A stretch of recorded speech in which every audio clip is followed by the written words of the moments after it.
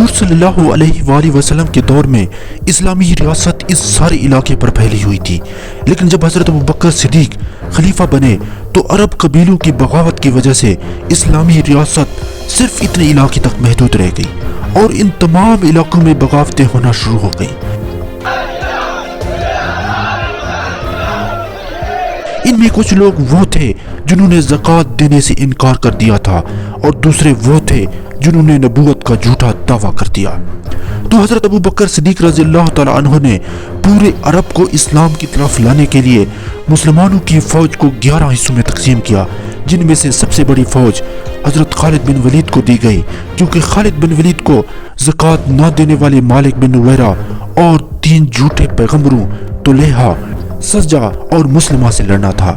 ان 11 فوجوں میں سے سب سے پہلے حضرت خالد بن ولید کی فوج طلیحہ کی طرف روانہ ہوئی اور حضرت ابوبکر صدیق نے اکرمہ بن ابو جہل کی فوج کو یمامہ کی طرف بھیجا تاکہ وہ مسلمہ کی فوج کو آگے بڑھنے سے روک سکیں، اور باقی ساری فوجوں کو یمن، عمان، بحرین اور تبوک کی طرف بھیجا۔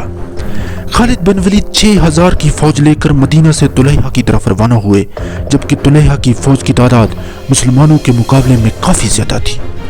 طلیحہ پہلے سمیرائی میں مقیم تھا، اسے خالد بن ولید کا پتہ چلا تو وہاں سے روانہ ہو گیا اور بزیقہ پہنچ گیا، کیونکہ اس کے خیال میں لڑائی کے لیے بزیقہ نسبتاً مناسب اور محفوظ جگہ تھی۔ چند دن بعد خالد بن ولید اپنے لشکر کو لے کر بزیقہ پہنچ گیا۔ دونوں لشکر آمنے سامنے ہو گئے۔ خالد بن ولید نے اپنے لشکر کی صفیں درست کی اور حضرت سالم کو اذان دینے کا حکم دیا۔ اذان دینے کا مقصد یہ تھا کہ اگر سامنے والا لشکر اسلام پر قائم ہے تو وہ بھی جواب میں اذان دیں گے، اس طرح ایک مسلمان دوسرے مسلمان کو قتل کرنے سے بچ جائے گا۔ اذان ختم ہونے کے بعد مخالف لشکر کی جانب سے اذان کی کوئی آواز نہیں آئی تو خالد بن ولید نے تلوار میان سے نکال کر ہوا میں بلند کی اور اللہ اکبر کے نعرے کے ساتھ پورے لشکر کو ایک ساتھ حملے کا اشارہ کیا۔ اشارہ ملتے ہی مسلمانوں کا لشکر مرتدین پر ٹوٹ پڑا۔